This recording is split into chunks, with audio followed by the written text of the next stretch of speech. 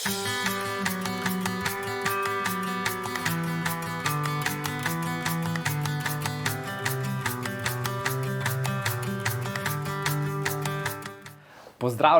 v podcastu portala Ona On odnosi. Portal Ona On odnosi je za vse tiste, ki želite veliko izvedeti o odnosih, o vzgoji, o partnerstvu, o vseh takih stvarih. In so gor predavanja, so tečaji, so skupine, tako da res povabljeni, da kaj pogledate. Danes pa gostim Andreja Omulca, ki je tudi že posnel eno predavanje ali tečaj. Eno predavanje in sicer je naslov Stres na delovnem mestu, tako da povabljeni, da pobrskate in si to pogledate. Danes bomo govorila tudi o drugih stvarih. On je zakonski in družinski terapevt, je tudi supervizor, je tudi predavatelj, tako da vzgaja in izobražuje nove generacije terapevtov. Govorila bova tudi veliko o vzgoji, pa tudi kaj o rejništvu in podobnih stvarih. Tako da, Andrej, lepo pozdravljen. Dober dan, pozdravljen. Ja, pozdravljeni tudi gledalci. Tako. Jaz sem zelo vesel, da si danes tukaj in kar pa nisem povedal in s čimer bi pa začel, je pa to, da sem zasledil, da si ti v bistvu svoja mladostniška leta zelo preživel na kolesu. Najprej je bil nogomet, a ne? Nogomet in potem na kolesu. In jaz sem ga zdaj že malo povprašal po tistih kolesarjih, ki jih jaz poznam, in tako je še povedal, da so bili skupaj cimri in da so skupaj tekmovali. Tako da, a lahko malo o tem poveš, kaj ti je šport dal, kako si se zaljubil v kolo, to tvoje mladostniško razmišljanje, in predvidevam, da ne vem, ko si bil star 15, 16, 17, nisi kaj razmišljal, da boš zdaj sploh ali teolog ali terapevt ali karkoli podobnega. Ja, v bistvu o tem nisem nikoli razmišljal. Če sem slučajno kolesarstvo začel trenirati, ko so prišli s temi kolesi tja pred šolo in so me navdušili in so rekli, da bi lahko bil dober. In potem sem začel to trenirati. Predtem sem treniral nogomet. Na podlagi česa so pa rekli, da lahko bi bil dober? A so to tako malo? Tam so prišli noge pogledali pa. V bistvu tam so prišli z nekimi temi trenažerji, z nekimi napravami in bi se bolj malo dali vsem tem fantom, pa jaz sem že prej nogomet treniral in verjetno sem imel malo več kondicije kot vsi ostali. Recimo, ko niso trenirali in potem na podlagi tega verjetno so bili navdušeni in sem takrat začel trenirati kolesarstvo. Sicer zdaj smo Slovenci v kolesarstvu res v vrhu, a ne? Takrat, ko si ti to začel, verjetno si niste niti upali sanjati, da bi nekdo, ne vem, zmagal Tour de France ali pa vse te pomembne dirke. Kaj te je privlačilo na kolesu?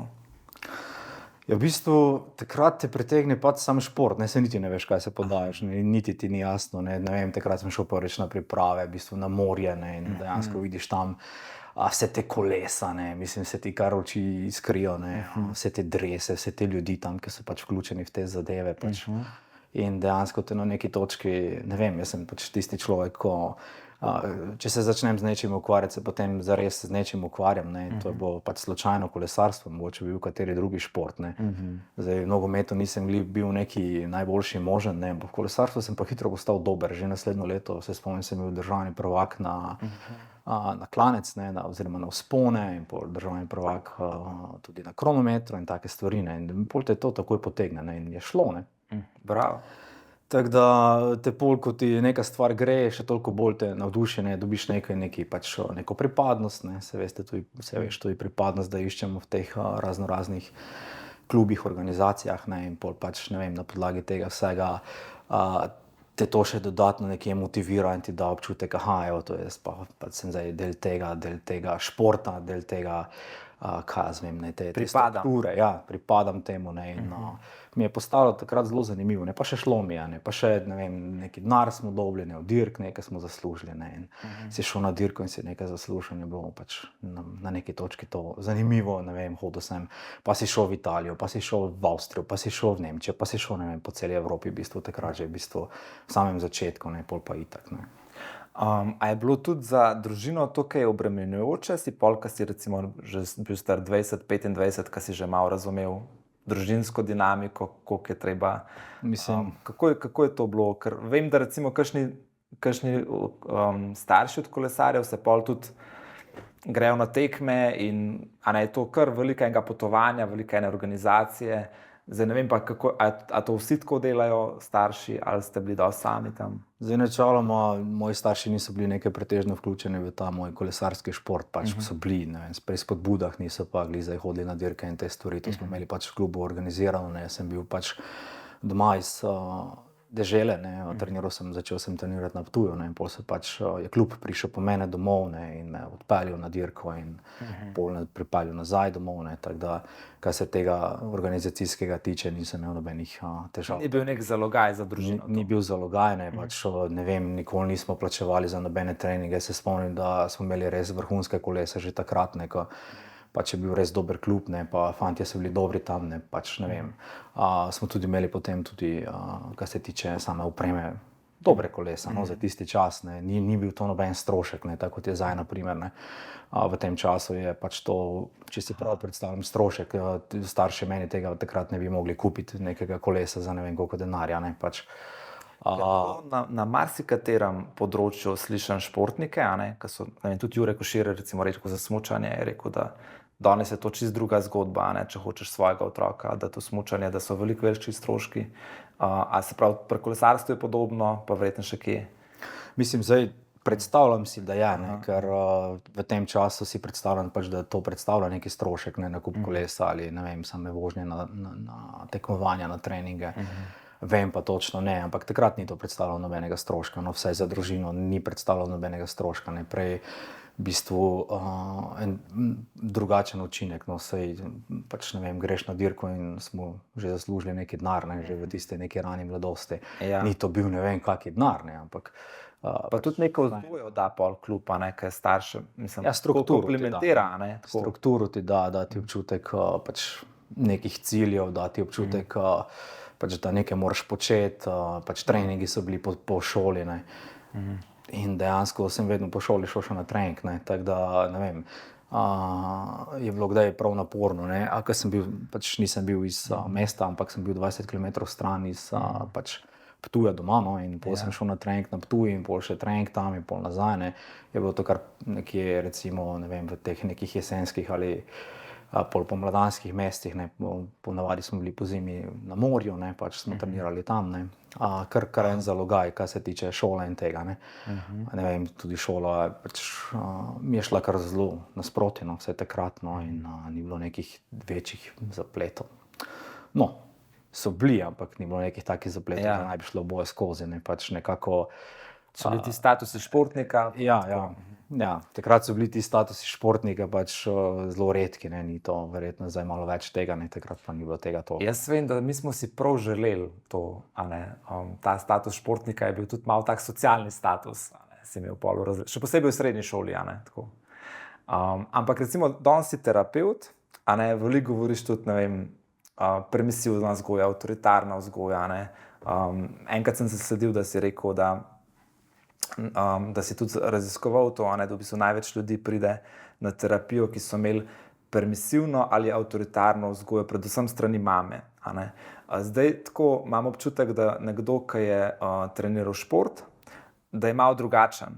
Da v bistvu, tako kot si rekel, šport je dajno strukturo, moraš biti discipliniran, manj časa imaš za šolo, se pravi, moraš biti malo organiziran glede šolskih dejavnosti, učenja in tako. Zdaj pač nekdo je bolj talentiran za učenje, nekdo manj, ampak vseeno, šport tle nekako izoblikuje. Verjetno imaš tudi veliko športnikov ali pa bivših športnikov na terapiji ali pa tako takih rekreativcev, ki malo več športajo. A bi lahko, se vem, da to ni fair, ker je vsak človek unikaten, ampak bi lahko čisto tako analitično, ne tako znanstveno analitično, ampak tako zdaj čisto pogovorno, naredil kakšne vzporednice, kje smo si ljudje različni, recimo tisti, ki so športniki, ki so dali eno tako disciplino čez, pa tisti, ki niso. Kaj vse ti šport da? V bistvu ogromno ti da in ogromno ti tudi vzame, ne. Da ti ogromno iz tega vidika strukture, iz tega vidika borbe, ne.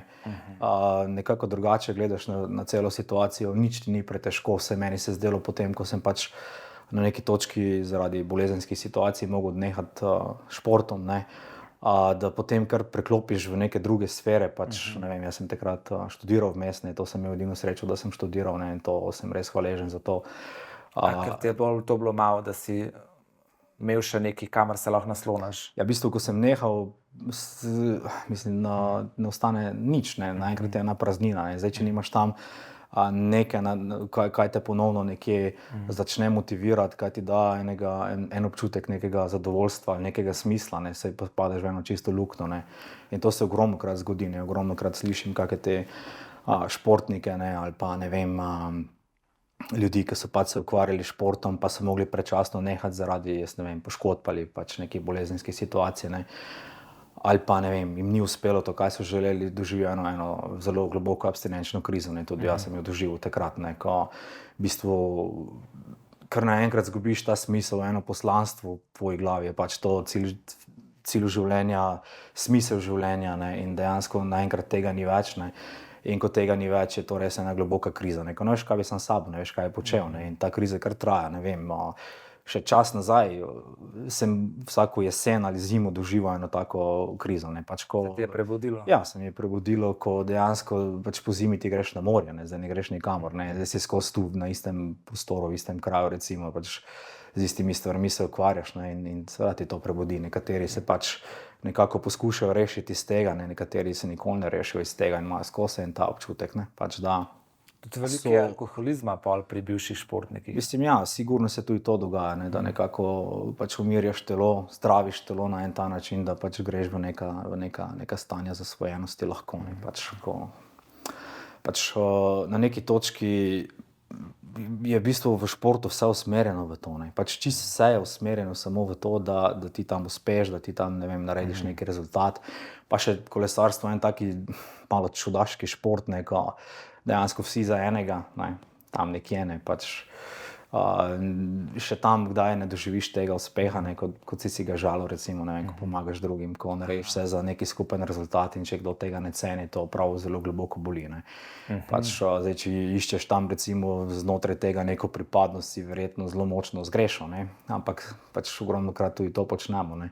In tudi jaz imam eno to neko idejo, kdaj iskanja neke pripadnosti v nekih strukturah, ne, in pač ne dobiš, ne, ker ti pač ti ljudje kdaj ne morejo dati te neke pripadnosti, ne, in to je res lahko boleče, ne, ko, ne vem, pol se kar vse naenkrat prekine, ne spadeš več tja, teh ljudi kar ni več, ne, in se ne moreš povezati z nikomor, ne, in sem res imel srečo, da sem študiral, ne.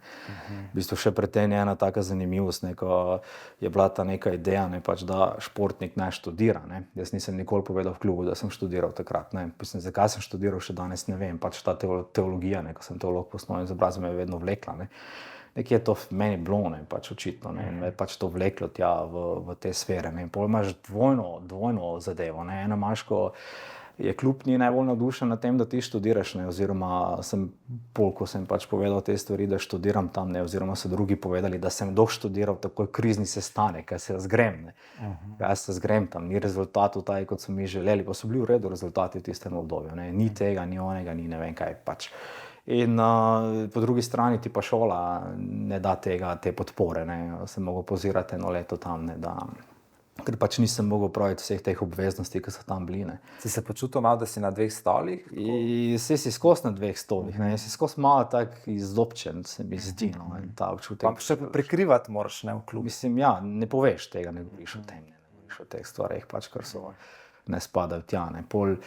Pol kasneje je bilo drugače, ne, ko sem pač šel na magistrski študij, je bilo čisto drugače, ne, in takrat mi je bilo res v redu, no. Takrat si že nehal trenirati? Ne, sem še treniral takrat, ne, v bistvu sem glih zaključil magisterij, sem glih zaključil takrat, ko sem nehal sem mogel kazati 2 meseca prej, šel na neke zadeve, pač tam zdravstvene, urejal tiste stvari in pol me zaključil, ne.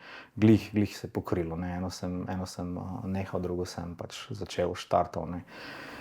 In ja, magisterij je bil pa res odličen, v bistvu sem prvi končal takrat v Mariboru ta magisterski študij, ne, nasploh, ne, pač, ko so razpisali ta program, ne, in to je bilo res v redu, pol sem pač se pisal naprej na doktorat in na izpopolnjevanje, pa še vmes sem hodil še na v bistvu 3 druga izpopolnjevanja, ne, tako da sem kar zagrabil zares takrat, ne, in dejansko študiral, tisto obdobje je bilo res namenjeno samo temu, no. Vse možne stvari sem študiral, pa še tam neke tečaje, vlake, onake, skozi sem bil vpet v te. Se pravi, ta terapevtske vode so te takrat čisto prevzele? Ja, mislim, zanimivo mi je bilo, ne, se spomnim ene vaje tam, ne, ko mi tam profesor, ne, pač me sprašuje, kaj jaz moram s tem biciklom izgoniti, ne, kaj moram dati ven na ta način, ne. Sem mu gledal, mene sprašuje se ne čudaške stvari, mislim, kaj moram izgoniti, nič, ne. Pač to je bilo moje poslanstvo, niti ne razmišljaš na ta način, ne. Ko si me vmes vprašal, delo športnike, ne, delo športniki, športnik pa terapija, mislim, jaz ne vem, če to sploh paše skupaj, ne. Ker je to čisto druga sfera, ne, pač ne vem, športniki načeloma, ko so v nekih svojih fazah, ne, pač te svoje superiornosti, oni nimajo občutka, da rabijo kjerkoli že terapijo, oni rabijo tam nekaj, kar jih bo še dodatno gnalo k boljšemu rezultatu, ne. Cilj je boljši rezultat in ti ne razmišljaš o teh, kaj tebi se manjka, ti samo razmišljaš o tem, kako boš ti dosegel boljši rezultat, ne, in to je tvoj fokus, ostalo te ne zanima, ne. Ja, v redu, sej, pač recimo, da te zanimajo neki odnosi, ampak še to pač... Ti nagajajo malo, ne, odnosi. Ja, definitivno, definitivno, ne, pač še posebej, če so to neki odnosi, ko še nekaj od tebe zahtevajo, ne, če so neki spodbudni odnosi, ki tam tebi samo dajo, ne. Ampak to na dolgi rok ne gre, a ne? Ja, na dolgi rok ne gre, ne, sej pol, ko se to vse skupaj konča, se tudi ti odnosi nekako morajo restrukturirati ali pa pač ne pašejo več tja v tisto neko, pač, kako naj rečem, tvoj način razmišljanja, ne gre, ne paše več skupaj, ne. Ker tle vidim, a ne, ker sem sam, a ne, pač podoben študij dal čez, a ne, vidim to razliko, da si bil mogoče v kolesarstvu zelo cenjen, ampak dokler pač ti dosegaš rezultate, a ne. Tudi če jih dosegaš, pa vidimo, da si zraven še študiral, pa da bi lahko še boljše dosegal, ne, če bi mogoče imel večji fokus, a ne, je bil že krizni sestanek, a ne. In da mogoče si pa tle na magisteriju pa prvič začutil, se jaz sem pa v redu tudi tak, ke sem, a ne, se nekdo me pa sprejema, tudi če jaz nič še ne naredim. Mislim, to, ko si fajn se rekel, zelo cenjen si samo takrat, to isto kot hrana, ne, pač, ko si, pač, ko ješ, takrat ti je v redu, ne, ko nehaš jesti, tega ni več tam, ne, recimo, ne, to je cenjenost na obroke, ne, se pravi, vsaka dirka posebej, ne, se pravi, če smo en dan naredili dober rezultat, recimo, wow, drugi dan, ne, se že pozabi tisti prvi dan, ne, in drugi dan pač. Ne moreš živeti na starih nikoli ne moreš v kolesarstvu živeti na starih lovorikah, se lahko pogledate, zdaj tukaj je to pač zadevo Roglič, Pogačar, ne.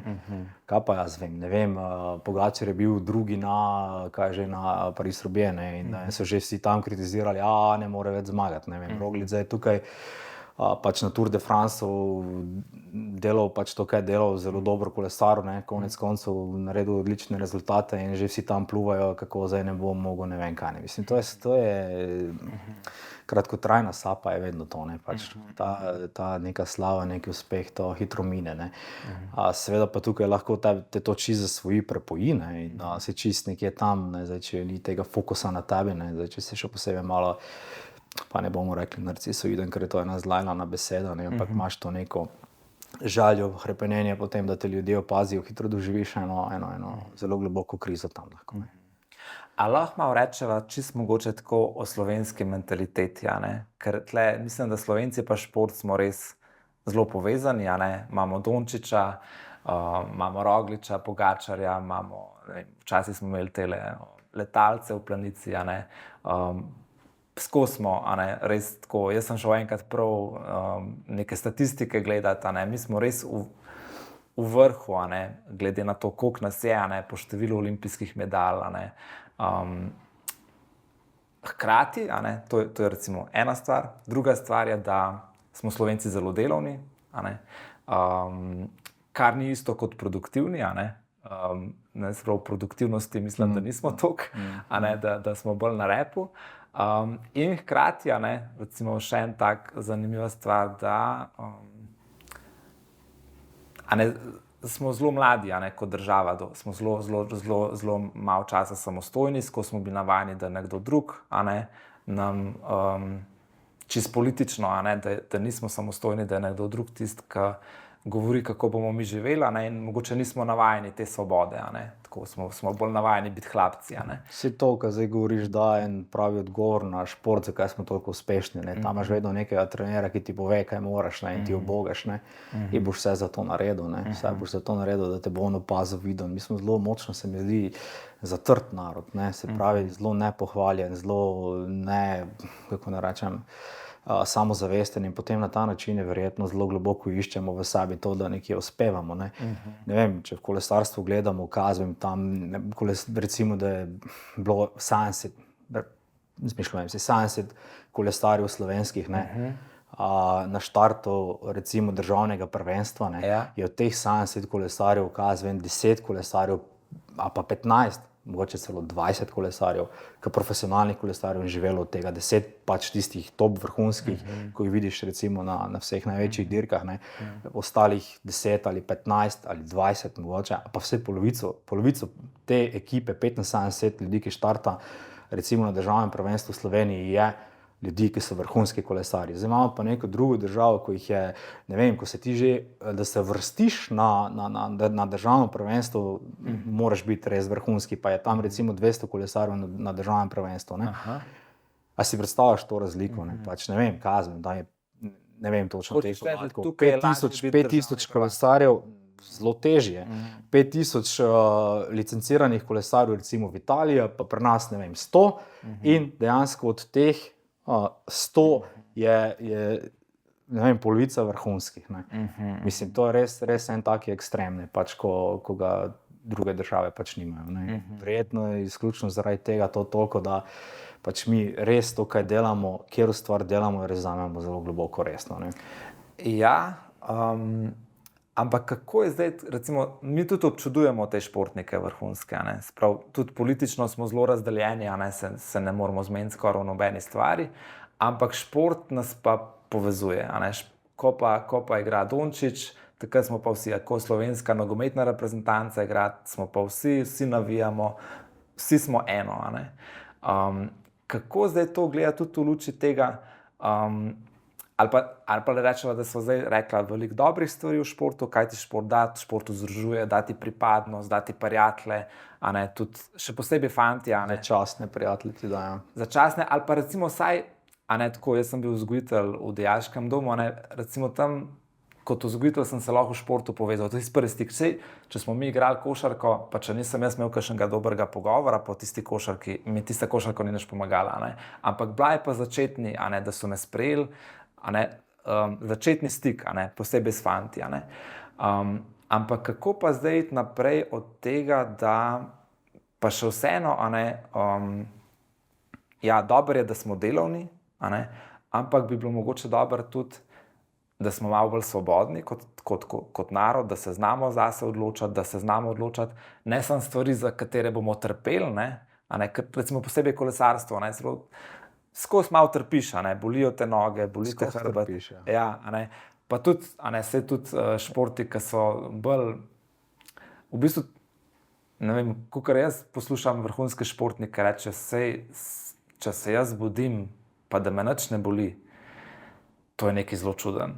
A ne, tako, a ne, in kako bi mi tako kot narod lahko šli še eno stopničko naprej. Ok, dobro je, da smo delovni, dobro je, da smo disciplinirani, a ne, prav, to malo zabriše to permisivno vzgojo, ne, ampak kako pa iti naprej od tega, da dobro je pa tudi, da smo svobodni, da se znamo zase odločati za dobre stvari, da se znamo povezati, da se znamo tudi umiriti, a ne. Kje je ta meja, kako ti gledaš možno tudi na to, da recimo tudi veliko rekreativnih športnikov, a ne, posebej tek pa kolesarstvo, a ne, tudi malo bežiš ali pa mogoče to, verjetno marsikateri terapevt to vpraša, a ne, kaj ti hočeš tlele, a ne, ko laufaš 250 kilometrov, ne, kaj ti tle hočeš odlaufati, a ne, kaj premlevaš ali pa na katero bolečino hočeš pozabiti. Kako na te stvari ti gledaš? Tukaj je več stvari, ki se mi je res globoko zdaj tukaj prebudila. Oziroma, mogoče res bilo fajn, da kaj rečeva o tem. V biciklizmu je najboljše takrat, oziroma itak skozi trpiš pretežno leta, ne, razen tisti pač, ko so res ekstremno boljši od vseh ostalih, ne, povprečja recimo. Ne. Najlepše oziroma najboljše možno biciklizmu je takrat, ko gledaš, ko ostali trpijo. Ne. Ko ti dejansko si tisti, ko greš mimo. Ne. Aha, ko ga prehitiš. Ne, vidiš njega, da trpi, ti si pa še kar v redu, ne, se tudi trpiš, ampak ne toliko kot on. Ne. Imaš več moči. In ti da to še eno dodatno spodbudo, da pač, ne vem, greš naprej. Ne. Prav en taki, kak ne temu rečem. Tekmovalnost. Brutalen šport je to, ne. Dejansko uživaš v tem, uživaš. Saj ne vem, če jih uživaš, ampak ti da dodatnega elana to, ko vidiš, da ostali bolj trpijo kot ti, ne. Pač to je ena izmed takih stvari, ne. Mogoče, ne vem, zakaj se mi toliko s tem športom kot Slovenci poistovetimo, ne, zaradi tega, ker pač kdaj ta svoj, pa ne vem, če lih točno, kdaj čisto tak, ne, ampak kdaj ta svoj občutek, te svoje nemoči priklopimo na občutek njihove moči, ne, in se s tem poistovetimo in rečemo, to je naš dečko, ne vem, Dončić je naš dečko, Pogačar je naš dečko, Roglič je naš dečko, ne, in vsi ostali. Pač ti vrhunski športniki, jih imamo, Gajser, na primer, ne, je naš dečko, ne, in se poistovetimo s tem, ne, in rečemo, zastopa nas, ne, kot državo in pokaže vsem ostalim, da tudi mi imamo neko veljavo vrednost, in nam s tem nekako da neki občutek, mogoče se pa da, ne, tudi ta občutek nam da, ne, mogoče na katerih drugih področjih, glej, stari, da se, marsikaj se da, ne. Pol, če sem te prav razumel, si me vprašal med drugim to, ne, kaj zdaj s temi športniki na pol profesionalce, ne, se pravi ljudje, ki ne živijo od športa in kupijo drage bicikle za 20 €, kaj zdaj, kako že ti novodobni bicikli stanejo in se tam pač naganjajo po vseh teh hribih, dokazujejo po vseh maratonih. Ja, tudi jaz mislim, da se kakšen tekač ali pa tekači, tekačica, ne, tudi vpraša, pa mogoče tudi njihovi sozakonci, a ne, ali pa mogoče daj tudi njihovi otroci, a ne, kaj tle ati rešuje, ne, ali pa tudi mama, ne, se včasih tudi ženske grejo tako, ne, mislim, da se tudi oni sami, a ne, ali jaz zdaj tečem res zaradi športa, ali že kaj bežim, a ne, kako naj si en tak človek tako odgovori, kje je meja, ali pa kaj je en tak lakmusov papir, da mu lahko reče, zdaj pa alarm, zdaj pa mogoče ti ne toliko iti na kolo, pa tražiš kaj na terapijo, ali pa ne vem, ali pa ženo pelj na zmenk, ne, ali pa tako. Kako ti na te stvari gledaš?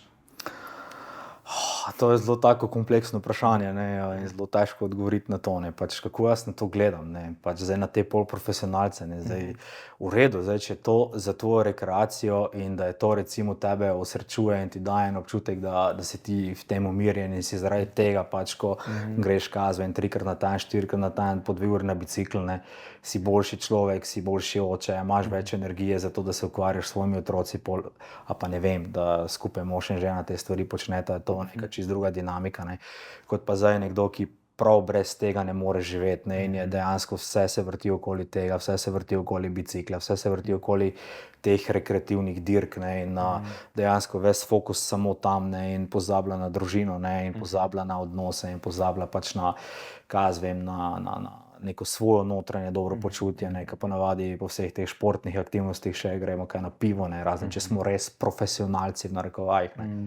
In dejansko smo prav nekje obsedeni s tem, ne, tukaj je ta neka recimo meja, ne, da si ti lahko dovoliš, v redu, danes pač nimam časa iti na kolo, ko moram peljati otroka, kaj vem, pojma nimam, ne vem, grem z otrokom na predstavo, grem z otrokom, ne vem, pojma nimam, lahko tudi ga peljem zdravniku recimo, ne, da si res vzamem ta čas, ali me zdaj to toliko omejuje, da prav nekje sužni te vse naše odnose, ne, takrat je verjetno mogoče malo čez mejo vse skupaj, ne, da ti prav ne moreš biti kak dan brez kolesa, ne, ko, na primer, če si profesionalec, se ti seveda ta občutek krivde, če nisi na kolesu prebudi, ne, smo se zredili, ne, če lahko greš normalno, in poješ neki obrok in nimaš pol tega, zdaj moram pa iti na bicikl, da bom to skuril, ne. Ker največkrat je tudi ta zadeva še v ozadju, ne, pač teža, ne, v vseh teh športih, kot se meni tek, biciklizem, pač meni je biciklizem najbližji, ne, je skozi še ideja v ozadju, moram hujšati, moram biti fit, ne, ker če ne bom fit, ne bom mogel iti toliko hitro na klanec in moji kolegi bojo me prehiteli in bojo boljši od mene in jaz na neki točki pač tam ne bom več tisti, ki me občudujejo, ampak bom tisti, stari si izgubil, ne, ker tukaj v teh, recimo tudi, če smo odraslih, še to zelo močno otroško prisotno, ne, in se pol tam zbadamo, ne, stari, glej, ker debeluh si, ne moreš iti niti na klanec, ne, to je del tega športa, zbadanje, norčevanje, poniževanje, ne. V imenu tega, da se kao spodbujamo, ne. V imenu tega pač spodbujamo, ne, v imenu tega, da najdemo nekega grešnega kozla, kam sipamo ves svoj gnoj, ne. Vse to posmehovanje, ne, in norčevanje, ne, ker tega res v športu ogromno, ne, dejansko pomeni, da smo mi toliko nekje v sebi razboleli, ranjeni in jočemo na ta način, da se smejimo, kot da smo na pogrebu, ne. Se pravi, smeh iz stiske, smeh iz neke naše notranje bolečine in dejansko zdaj, ne, se veste, pač ta rekreativni šport, ne vem, kolesari in vse to, ne, ima neke grupice, ne, in pol normalno tisti, ko je zadnji, ne, je predmet nekega, mogoče So tudi kakšni rituali, a ne, da se kakšno žogo nabije v rit ali pa kaj takega, ne. Mislim, zdaj v biciklizmu nekako ni teh ritualov, je pa ta občutek sramu vedno prisoten, ne, pač vedno se ga daje, ne. In zdaj, če imaš ti težavo oziroma ne vem, s tem, da želiš tam tem ljudem pokazati, verjetno si že na neki meji, ne.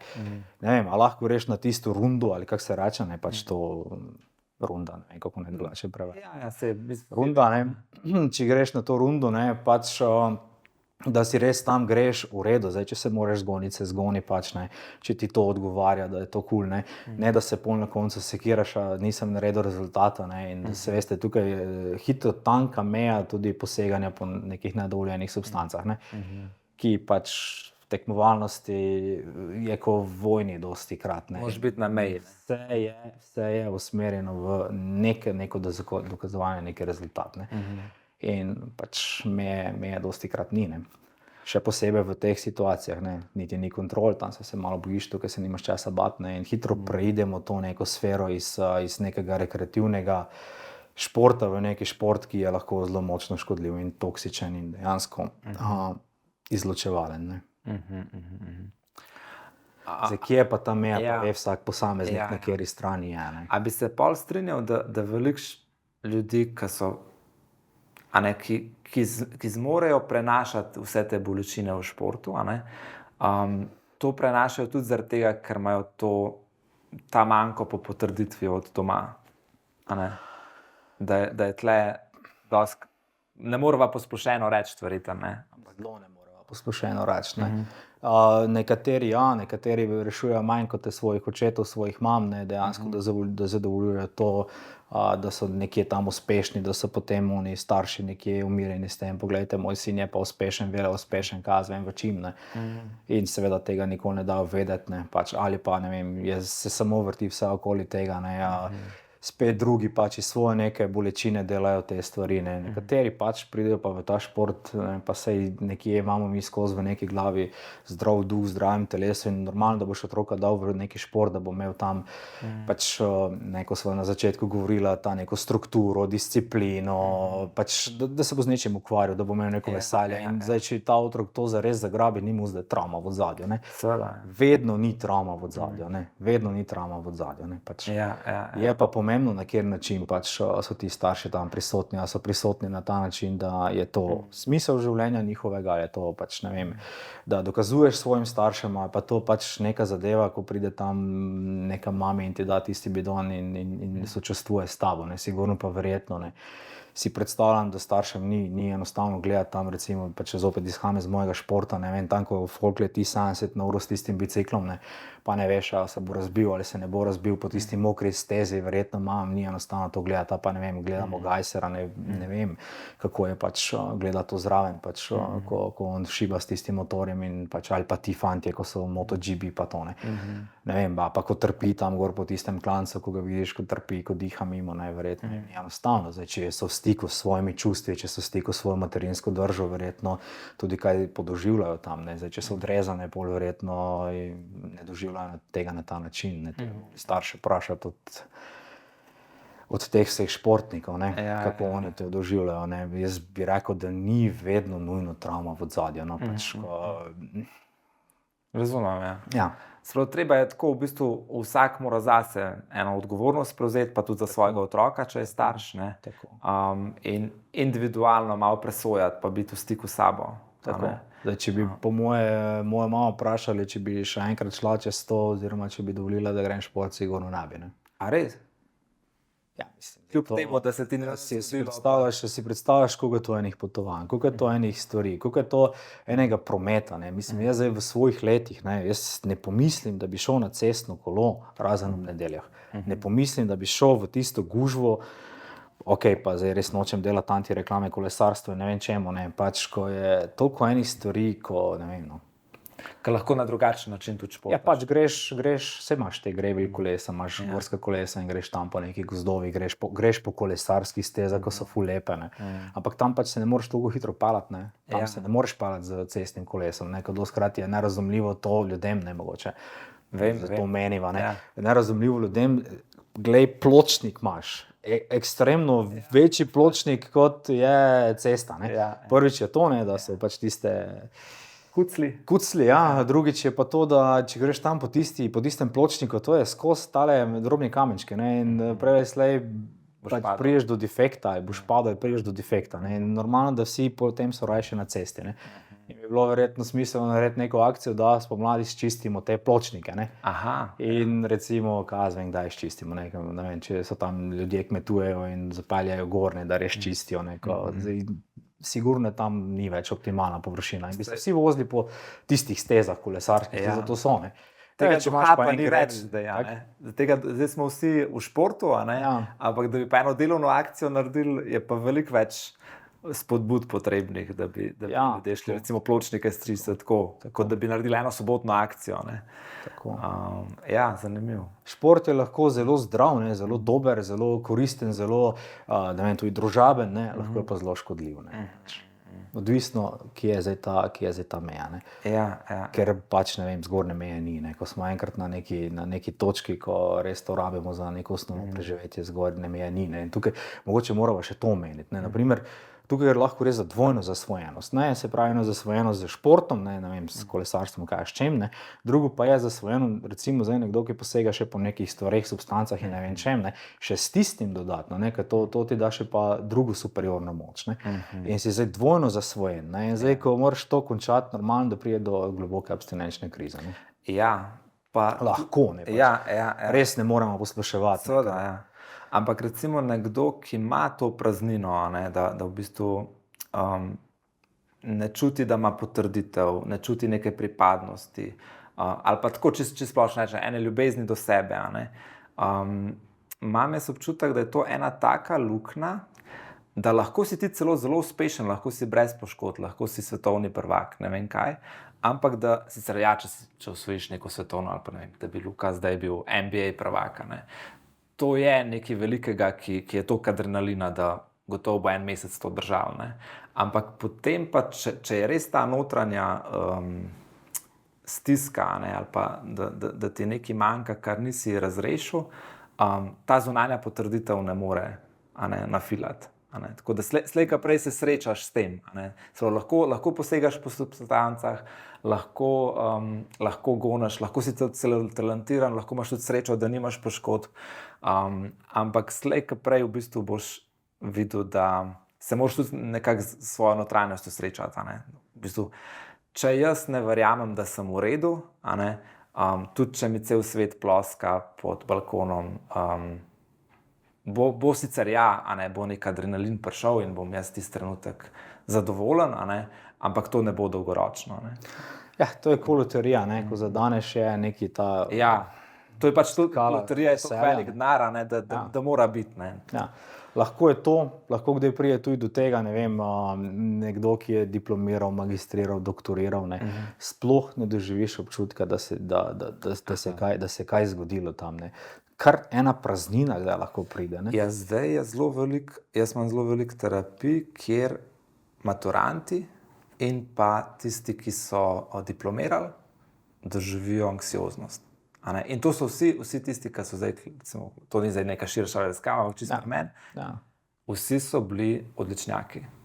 Sprav 10 na faksu, zlati maturanti, ampak ko se konča, pa tako vse odprto, a ne, zdravi ljudje, vse v redu, ampak a ne, tako me malo spominja na to, ko si rekel, to je en fokus in potem tega ni več, a ne. In čeprav so naprej še ene možnosti, sej, a ne, bom pa zdaj opravljal ta poklic, za katerega sem študiral, ali pa tako, ampak v bistvu telo kar ima... Prav ne smeš biti srečen, ne, prav ne moreš biti srečen. Prav te ne more napolniti ta zadeva, ne, in rabiš kar ponovno neko drugo, ne. A lahko malo poveš, kako si se pa ti s tem soočal, ko je bila, si rekel, da se je neka bolezen preprečila, pa da tako sem te jaz zdaj malo začutil, da nisi dolg, v primerjavi s tvojimi sotekmovalci, da vidiš, da nekateri veliko dlje imajo to krizo, po profesionalni, ko se konča profesionalna kariera, ti si imel študij, te je zanimalo, hitro te je potegnila ta terapija, tako razumem. Kako je ta preskok šel? Ja, v bistvu meni niti drugo preostalo takrat, ne. Pač jaz sem bankrotiral takrat, ne, pač bankrotiral. Ni bilo več denarja od športa, ne, tam je bilo leto 8, ko je dejansko vse propadlo, ves neki denar, ki sem ga pač imel, nekako tam ni bilo več. In pol so klubi začeli malo nekako šparati? Mislim, ne šparati, bom rekel, ne plačevati, ne. Ne plačevati, ne, in niso plačevali pač, kot smo bili dogovorjeni, ne, ni bilo denarja, ne, ni bilo za preživetje niti več na koncu, ne. In v bistvu mi niti ni drugo preostalo, kot da začnem takoj naprej delati, ne. Jaz sem pač imel to srečo, da sem srečal Anito Ogulin, ne, ko mi je pač dala eno možnost tam, da sem začel hoditi v te tabore, ne. In sem potem začel pač delati z otroci na začetku, ne, in dejansko mi je dala tudi možnost, da sem začel neke terapije takrat delati, ne, že med samim študijem. In to me je nekako pač dalo nazaj na zeleno vejo, ne, da sem lahko začel pač nazaj funkcionirati, ne, ko v bistvu takrat, ko ni več nobenega, ni nobenega, te noben ne pokliče, te noben ne vpraša, kako si, boš živo, boš crknil, ne, noben ti ne da več občutka tam nobene pripadnosti, kar naenkrat ni več, ne, denarja ti ne dajo, ne, potem sem še pač neke kolesa tam odpeljal iz tistih klubov, ne. In še imel s tem neke težave, ne, ampak pač to je bilo edino prodal tiste kolesa, da sem pač imel neko premostitev takrat, ne. Res ni bilo enostavno obdobje, ne, pač ne vem, ti študiji so itak bili plačljivi, ne, nisem imel denarja, da bi lahko to poplačal, ne, sem že kar ogromno enega denarja dolžen, ne, to res ogromno denarja dolžen, ne, ker sem bil v 2 plačljiva študija vpisan, ne. In pol pač, ne vem, na ta način sem se nekako zlizal iz tega, ne. Si pa toliko verjel v te študije, da si kljub temu, da opisal. Če se neko stvar odločiš, tako kot se zagre, pač to delaš, ne, in borbaš tam, ne, pač ni. Ampak verjel si, bilo je leto 2008, ampak ti si verjel, da ti študije ti bojo dali ne samo neko znanje, ki te zanima, ampak neko znanje, ki ti bo tudi kruh prinesel. Ja, v bistvu sem že enkrat vmes malo nekaj obupal, ne, in mi je rekel, oče, poglej, da enega dneva vas bojo iskali ko z letarno po belem dnevu, ne. In potem sem dobil nazaj ta zagon, ne, pač da sem začel nazaj resno imati ta študij, ne, ni bilo enostavno takrat, ne, pač. Ampak, mislim, niti nisem razmišljal o tem, ne, pač ko enkrat stopiš, to isto kot na bicikli, ko enkrat stopiš, ko zapneš tiste pedale, ni izstopa, izstop je samo, če padeš, ne. To je izstop, ne, drugače borbaš, dokler pač gre, ne, seveda kdaj tudi ne gre, ne, kdaj pač te telo izda in ne gre, ne, ampak ja, borbaš do konca, ne vem, se tiste muke trpiš in tukaj sploh nisem razmišljal o tem, da ne bi tega počel, ne, jaz nikoli ne razmišljam o tem, da zdaj tega naenkrat več ne bi počel, če sem se odločil iti recimo, vem, na tabor ali kamorkoli že, pač greš do konca, ne, ni izstopa, ne. Kako pa pol... To ti pa šport da, recimo. Ja, no, vse glih to sem hotel reči, ker vem pa, da v terapiji se srečaš z ljudmi, ki jih je danes veliko, ki pa so v tej vlogi žrtve, to je pa druga skrajnost. To je pa druga skrajnost.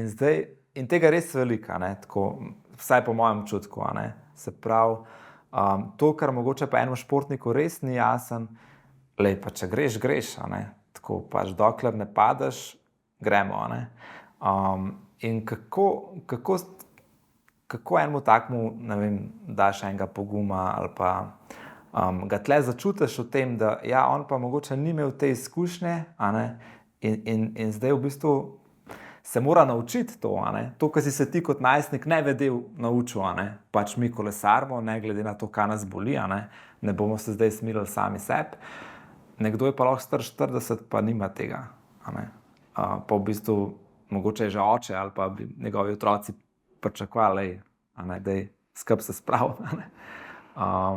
Kako gledaš na to? Ja, mislim, to je dejansko ena krivica do teh ljudi. Definitivno pač si tega ne zaslužijo, ne, da na ta način funkcionirajo, živijo. Ne.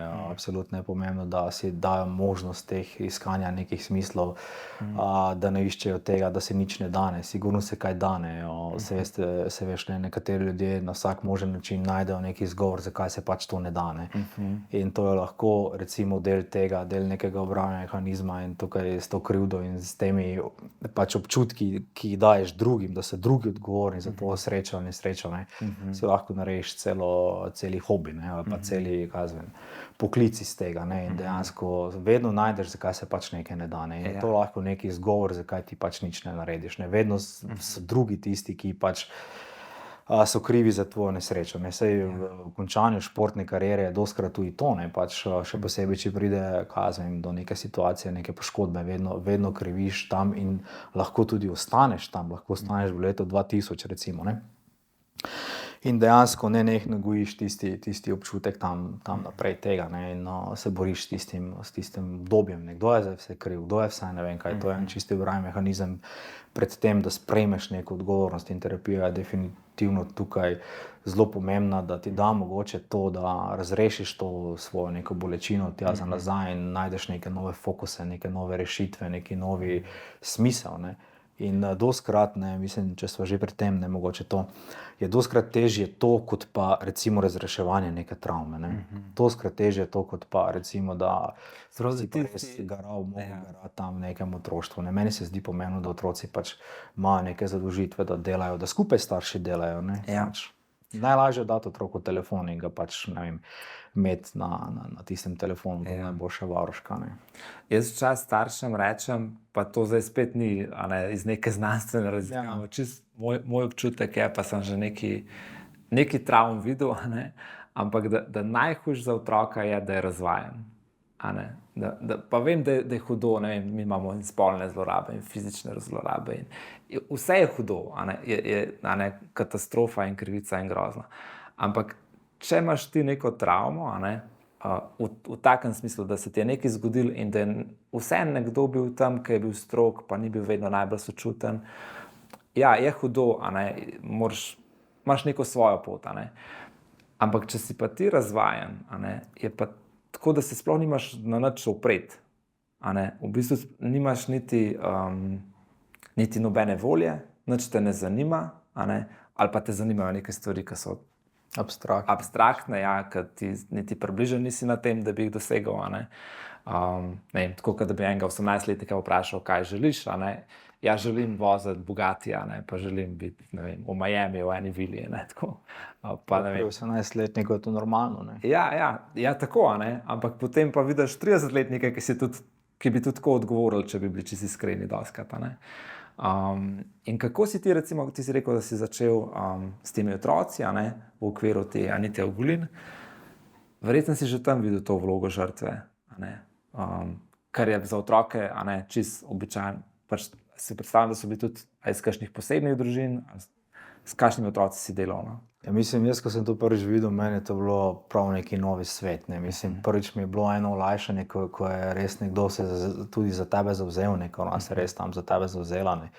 V nobenem klubu nisem doživel tega nikoli, ne, na ta način, na en spoštljiv način, na en način, da ti nekdo da eno dostojanstvo, ne, pač ko ti ga res da, ko res začutiš tam, ne, ona je pač imela to moč, ona je bila ena posebna ženska, ki, jaz ne vem, če srečaš dosti teh ljudi v svojem življenju na en ta način, da iz tebe potegnejo res tisto, kar je v tebi dobrega, ne.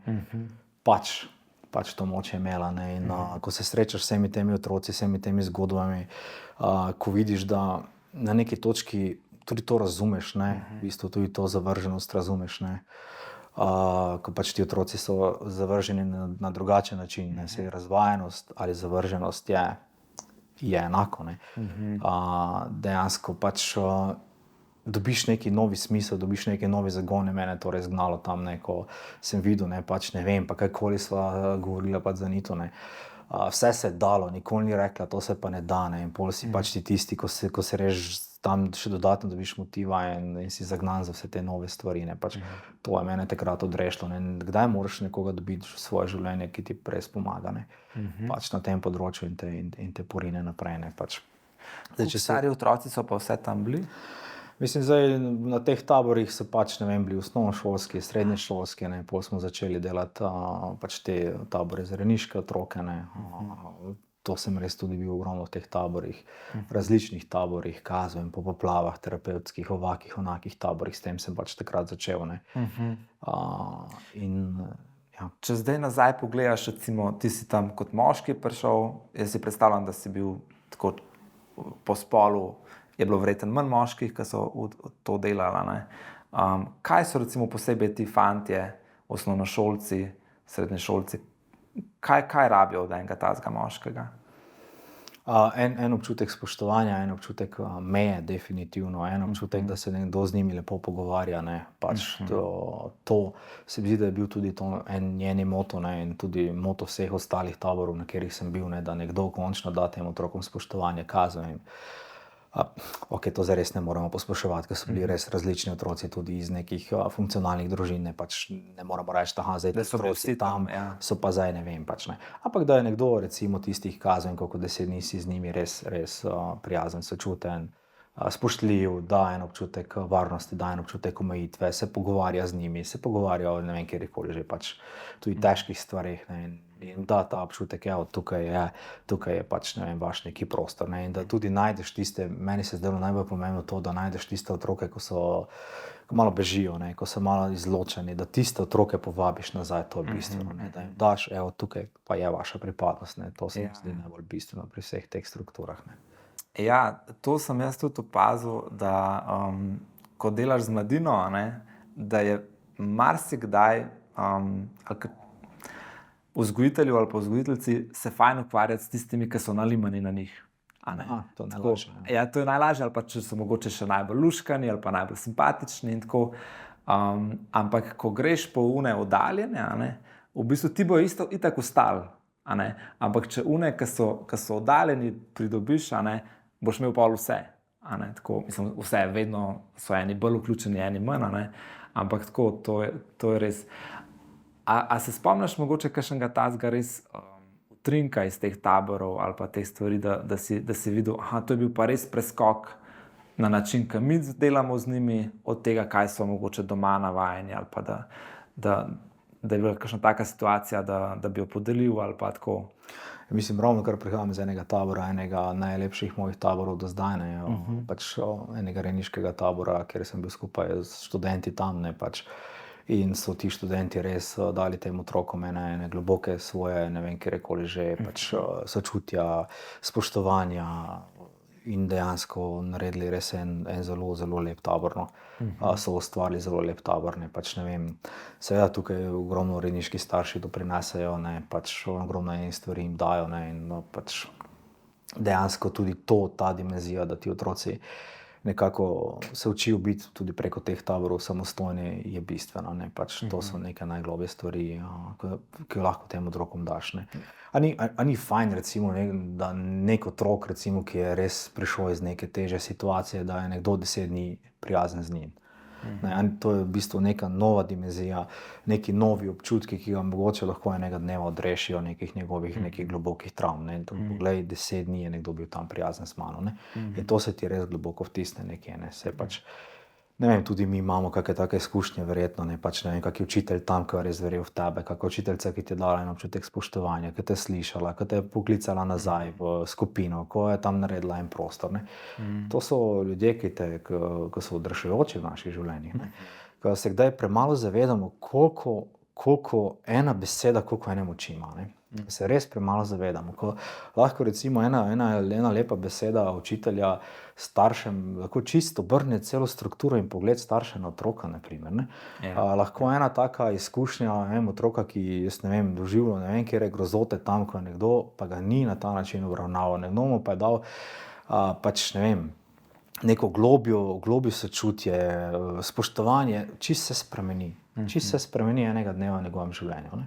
In To je glede na bistveno. to, Tudi v teh klubih je to bistveno. Ne? Jaz Ja. upam, da verjamem, da ti športnike oziroma športni trenerji dajo tem ljudem tam ene drugačne perspektive, spodbude in da jih to izpoštujejo. Ne? Pač Večino. vse le da. Ne? Pač glede na mučenje v športu, da še te tam nekdo spoštuje najglobje. Ne? Je pa definitivno, lahko bi rekli, rak rana današnjem času razvajenosti in telefoni. Ne?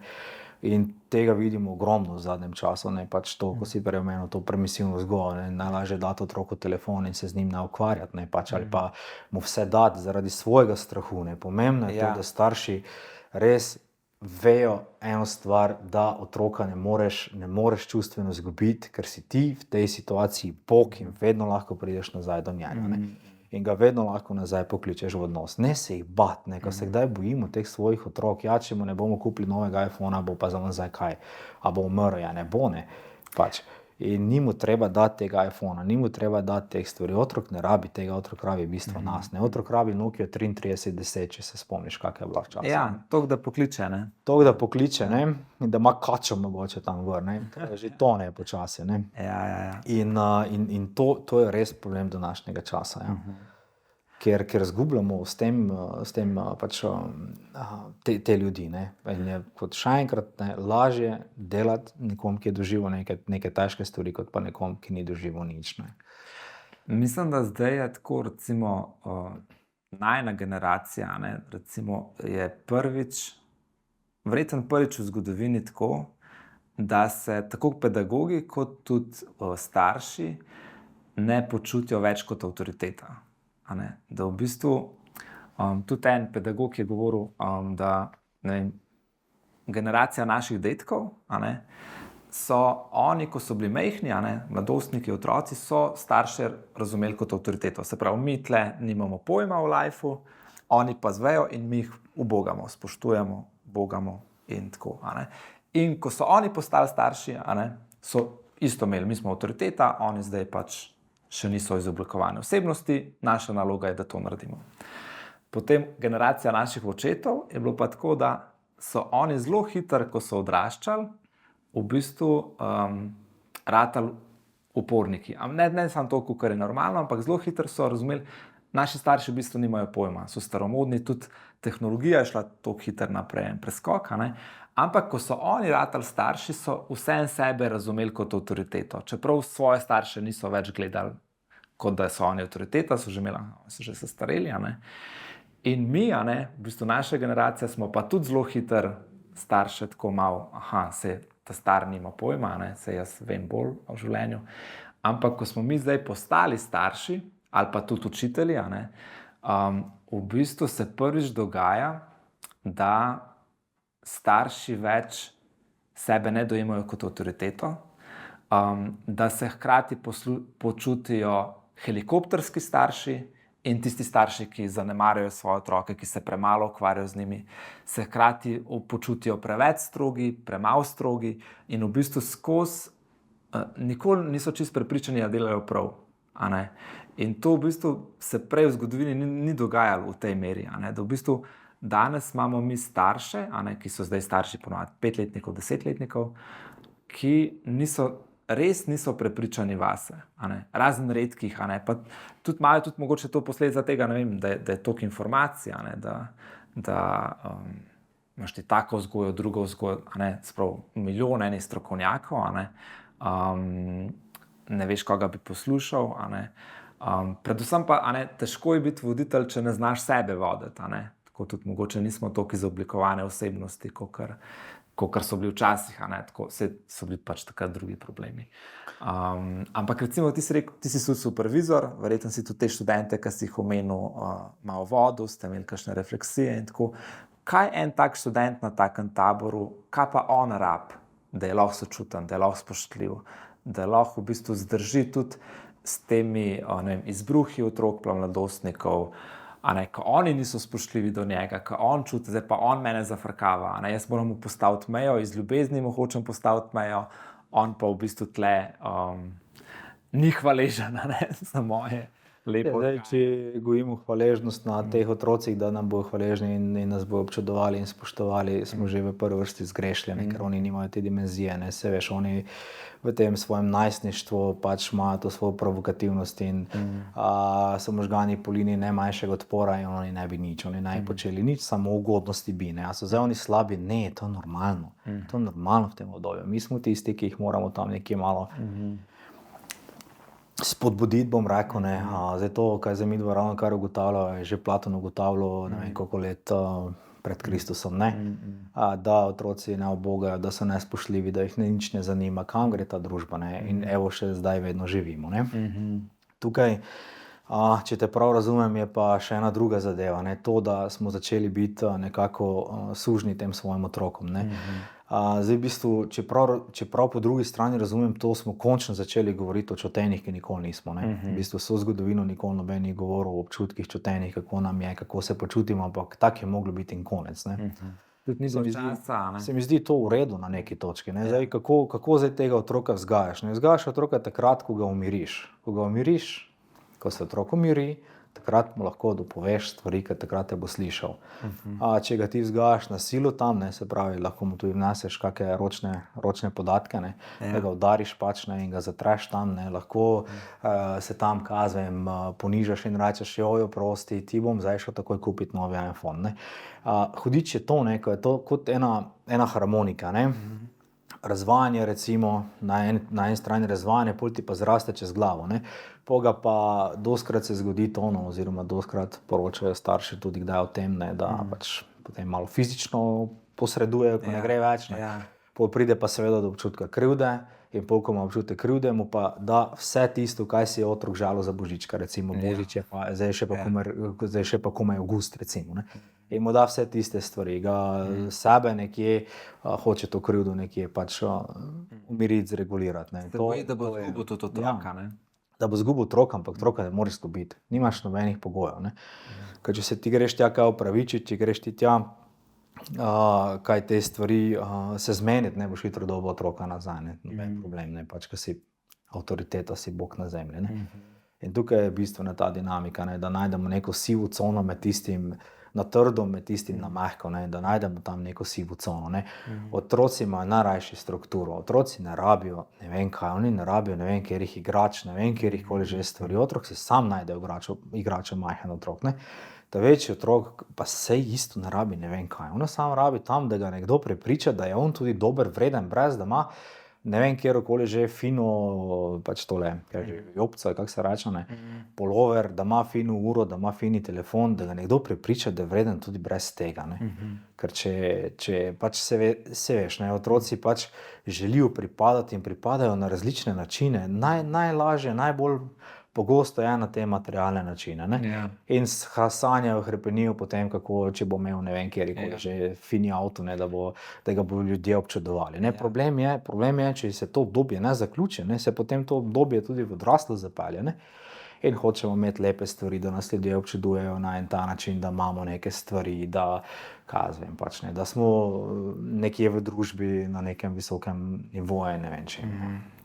Pri otrocih, še posebej osnovnošolskih, se mi zdi, da, ko si omenil materialne stvari, se mi zdi, da hitro pridemo do točke, če je mačkam preveč daril, da v bistvu jim sploh nič več ne pomeni. Ni hrepenenja, ne? Ja. Mi jim res ne smemo tega hrepenenja uničiti. Ne?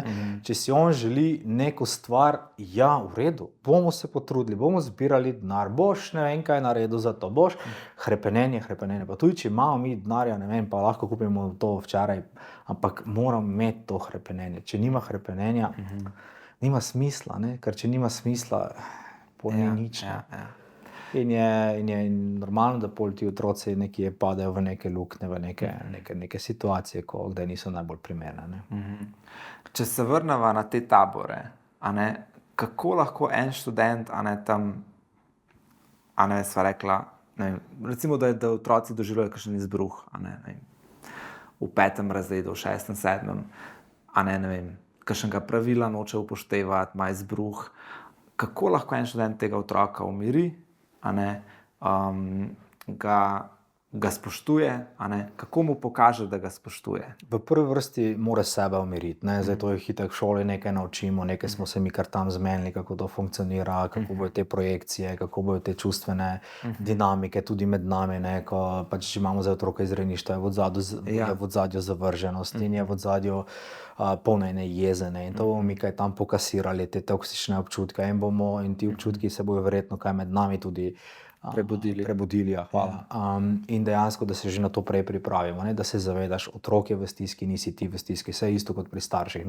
Se zavedaš, da mali je v stiski, a zdaj ti tam moraš iti, ne vem kaj, trpeti tam zraven, ne, se v sebi umiriš in poskušaš to in njega umiriti. In tam je isto, se zavedaš, aha, zdaj je ta izbruh, ko se mu vse, jaz ne vem, kjerkoli že stvari prebudijo in ima izpadne, a lahko ti tam ostaneš miren, kdo bo zdaj šel od nas, se pogledaš tam, kdo bo šel za tem otrokom, greš za njim, počakaš, da se umirimo, vprašaš, kaj se je zgodilo, kar je ena jeza prišla, kaj si to jezo, na koga si jezen, idite vsi ne vem kam, pač sej, veš, kako to funkcionira, zdaj tam ne moreš reči, ti se pa z mano ne boš tako pogovarjal, kdo pa si ti in ga ne žališ tam, in počakaš, da se umiri in potem, ko on začne govoriti, ko lahko te stvari da iz sebe, ko zreguliraš te občutke, ga lahko tudi izgubiš in mu rečeš, a se lahko naslednjič zmeniva, da ne govoriš grdo, ker si ti tega ne zaslužiš, ker si ti, kot ne vem, pač punca, jaz ne vem, kakoli že, ne zaslužiš tega, da govoriš te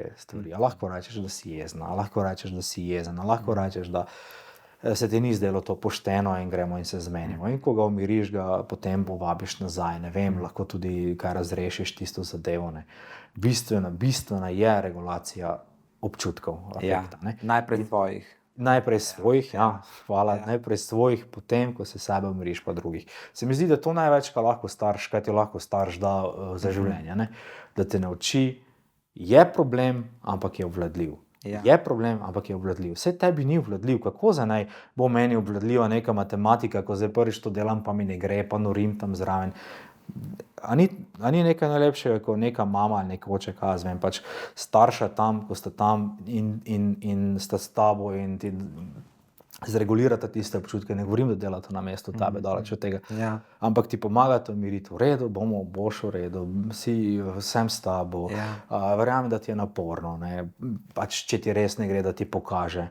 Pa sej, pol veš, aha, je problem, ampak je obvladljiv. In to je nekaj najboljšega možnega, kar lahko otroku daš. Tako imam občutek, da velikokrat starši preskočimo ta prvi, da v bistvu sej lahko tudi kakšen starš tudi ve v terapiji, se moram v teoriji, moram sam sebe umiriti, ampak si mislim, sej jaz sem miren, ampak v bistvu pa ima spodaj prepričanje, jaz sem v stiski, do mene je krivično, da se moram zdaj s svojim sinom ali pa hčerko ukvarjati, do mene je krivično, da nimam nič časa za sebe, tako, da v bistvu ni te perspektive, jaz sem zdaj kot mama odrasla, in tukaj imam en izbruh in jaz bom to komot zdržala. Tako, to je pač piece of cake za mene, čeprav ni prijetno, ampak jaz sem tista, ki sem odrasla, otrok je pa v resnici v stiski in jaz sem tukaj za otroka. In če to mačkano zaveš, se mi zdi, da greš čist drugim pol občutek, ker drugače pa lahko ti čist pravilne besede rečeš, ampak če ni tega prepričanja čist znotraj mene, otrok se ne bo mogel umiriti, ker je to itak na nezavedni ravni. Res je. Res je. In bistveno je to, da se ti zavedaš, da je on v stiski, da nisi ti v stiski. In da on to stisko samo predaja in pač ti možgani desne hemisfere se povežejo, občutki šibajo levo, desno. In verjamem, da mame verjetno še to zelo globje doživijo, ker je to pač le del njihovega telesa, otrok. In da jim projicira vse te občutke točno tam, kjer njega najbolj boli in bi rad, da ga nekdo pač umiri. Samo to. Ja, seveda je problem, ko si ti v situaciji, zdaj midva lahko tukaj pametuje, stvari, ne vem, kjer je, ampak ko si v situaciji, normalno, da tudi tebe potegne tja not. A je to zdaj problem? Ja, ne. Noben problem. Pomembno je, da se čim možnem krajšem času miriš in se zavedaš, da je v redu, je samo ena frustracija otroka je to. In da si ti tisti, ki pač lahko tega otroka umiri. Ok. Še, ker si supervizor, vem, da imaš veliko, terapeutov, ki jih spremljaš, vsak terapeut je malo drugačen, vsak ima svoje talente, tudi različne kliente, privlačimo različne terapevte. Ampak jaz, ko sem začenjal, jaz sem svojo supervizorko, pa res super supervizorka, Barbara Simonič, jaz sem skozi sprašal, kaj ne naredim, da bom dober terapeut, kere knjige moram brati, kaj moram, tako. Pa mislim, da mi sploh ni nič odgovorila. In zdaj jaz vedno, ko sem, ko pa nekaj izkušenj že imam, pa če me kdo vpraša, jaz vedno rečem, hod na supervizijo.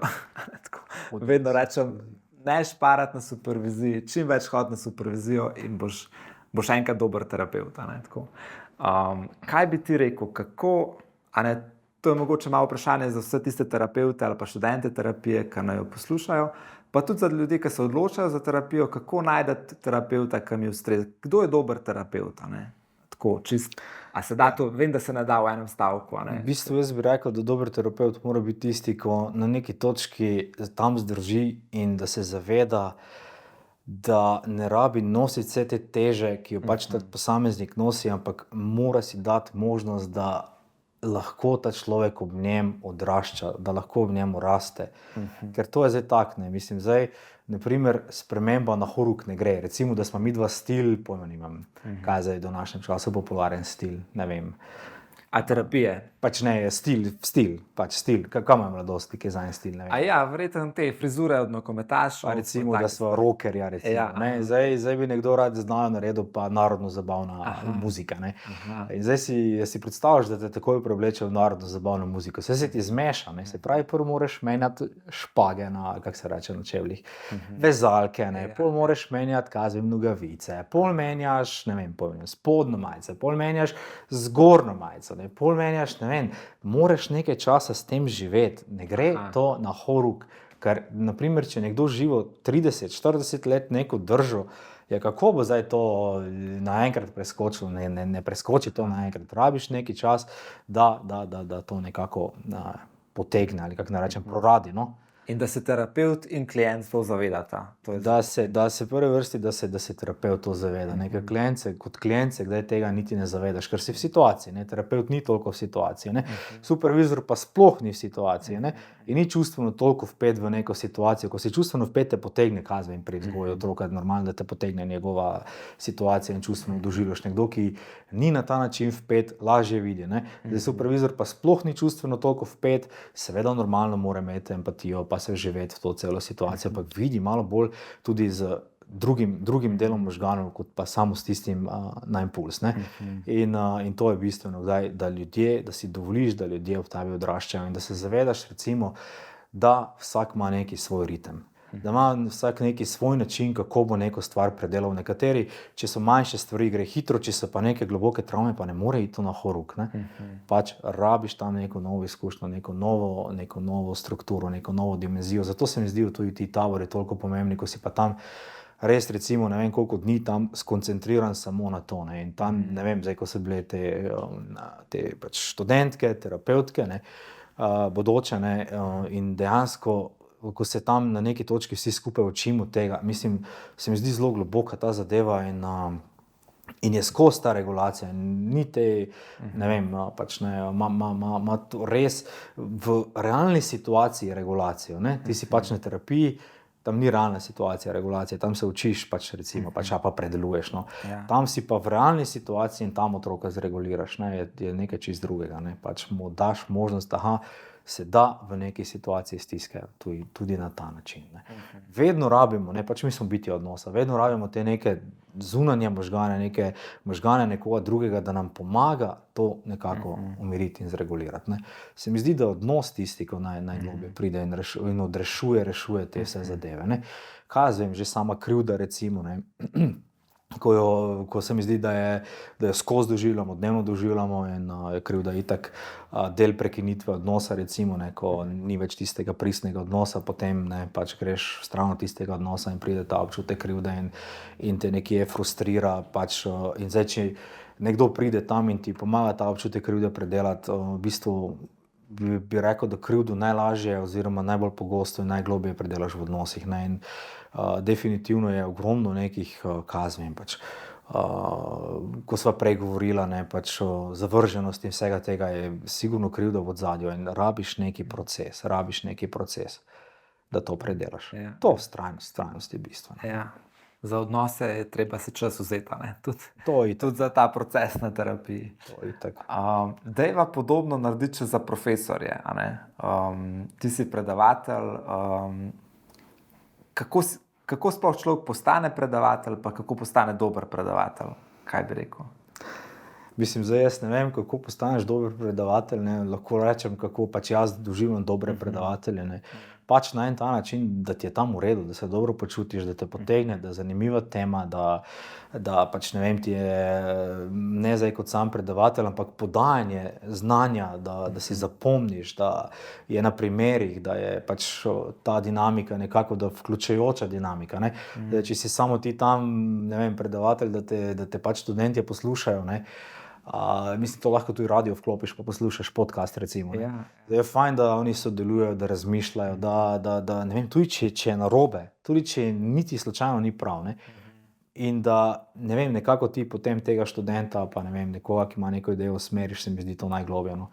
Da se na podlagi nekih izkušenj, primerov in vsega tega učimo in da s primerom povežemo s teorijo ali teorijo povežemo s primeri in te stvari, no? A pa je trneva pot do tega?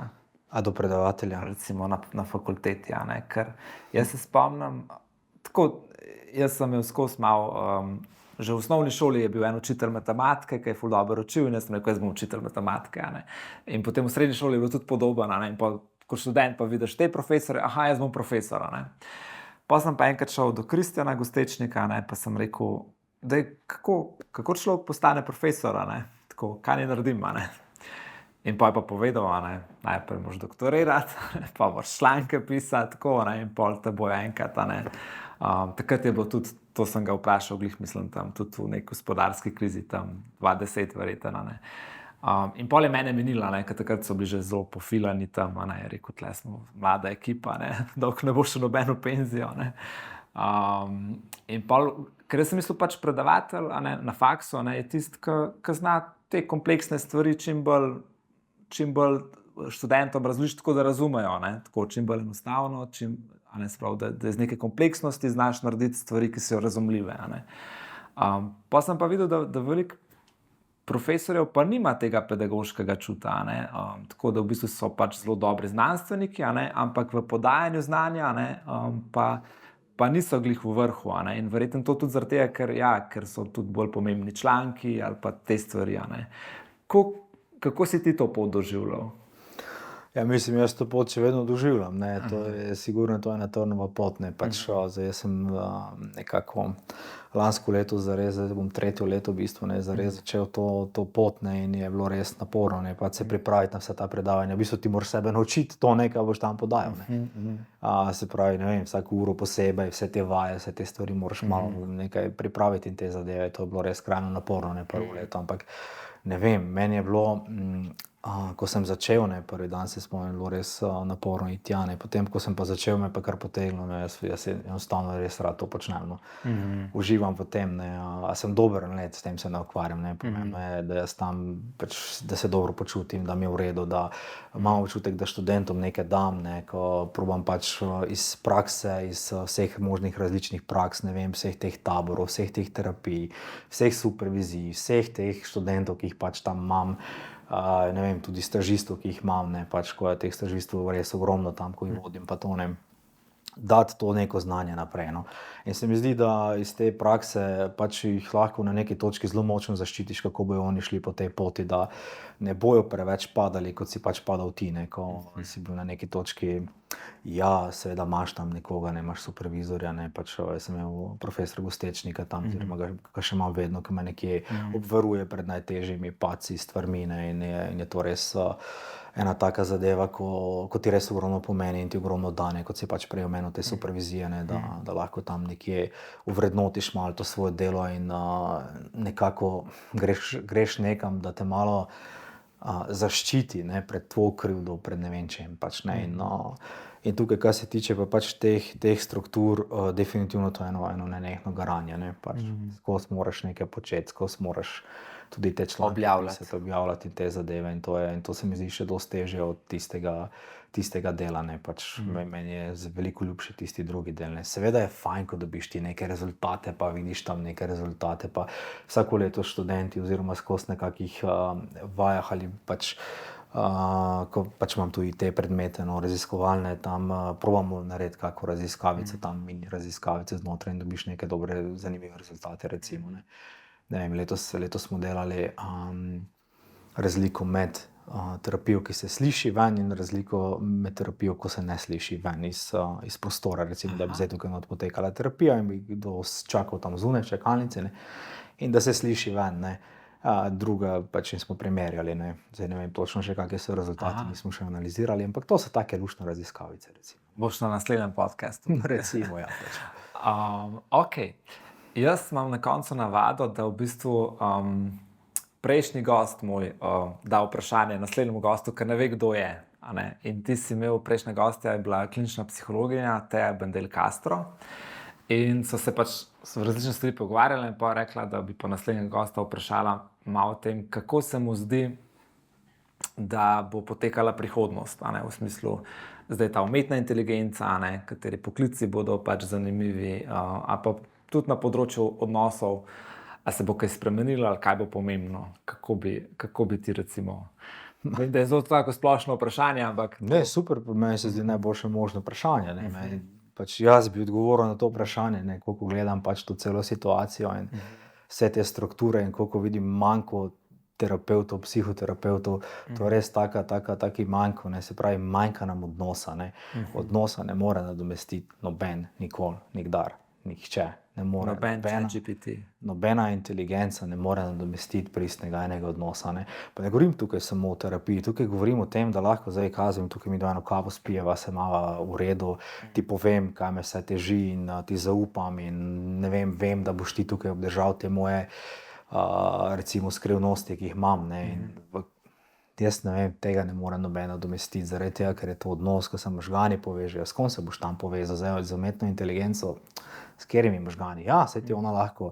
Pričara občutek, da ona ti lahko da, pa sej, na primer, ukazani terapevti bodo to zelo globoko razumeli, ne, pa tudi vsi mi zelo globoko to razumemo, ne. A je nekdo s tabo sočuten, a je nekdo s tabo cinično sočuten, oziroma ga v bistvu tam niti ni in ti govori o nekih sočutnih temah, ne. Zdaj, umetna inteligenca ti bo verjetno to lahko dala, ne. Se pravi, dala ti bo stavke, dala ti bo najboljše možne stavke, dala ti bo ne vem, kjerkoli že možne ovrednotenje tvojih občutkov, ki jih ti kot terapevt verjetno ne moreš doseči, ne, ampak ne bo ti pa dala tega odnosa, ko te nekdo pogleda v oči in ti da občutek, stari, vem, da trpiš. Tega ti pa ne more dati. A pa čutim s tabo, ko trpiš, še boljše, da ne morem, kako drug trpi. Čutim s tabo, ko trpiš. Jaz mislim, da tega pristnega odnosa nikoli, nikdar ne bo. Tudi, če bojo naredili najboljšo možno kopijo, ne bojo nikoli mogli doseči. Ok. Katero vprašanje bi ti dal naslednjemu gostu, ker ne veš, kdo je? Meni se zelo sanja, kdo je, pa ti ne bom povedal. Ne bom ti niti spola povedal. Ampak... Se pravi, iz področja... Kjerkoli področja. Mislim, kdo so gostje, a so to terapevti? Ponavadi so, ampak... Ponavadi so terapevti. Kaj bi ti tako vprašal nekoga, ker ne veš, kdo je? Kaj je vprašal nekoga, ko ne vem, kdo je? Zelo težko vprašanje, kaj je vprašal nekoga, ko ne vem, kdo je. Mogoče bi ga vprašal to, katero sporočilo bi dal recimo staršem današnjega časa. Super. Okay. Mogoče bi to bi ga vprašal. Super vprašanje. Andrej Omulec, jaz se ti res zahvaljujem, da si bil moj gost. To ne rečem samo tako, ampak res se mi zdi, da sva ene lepe teme odprla in sem ti hvaležen, da si tudi podelil to svojo pot tudi od kolesarstva naprej. Tudi vse, ki to gledate, vas lepo pozdravljava. Pejte na portal Ona on odnosi, tam smo se res potrudili, da vas čakajo lepe stvari. Tudi Andrejevo predavanje o stresu na delovnem mestu. Lepo bodite, pa se še vidimo. Hvala, vse dobro vsem, tudi jaz želim. Čau.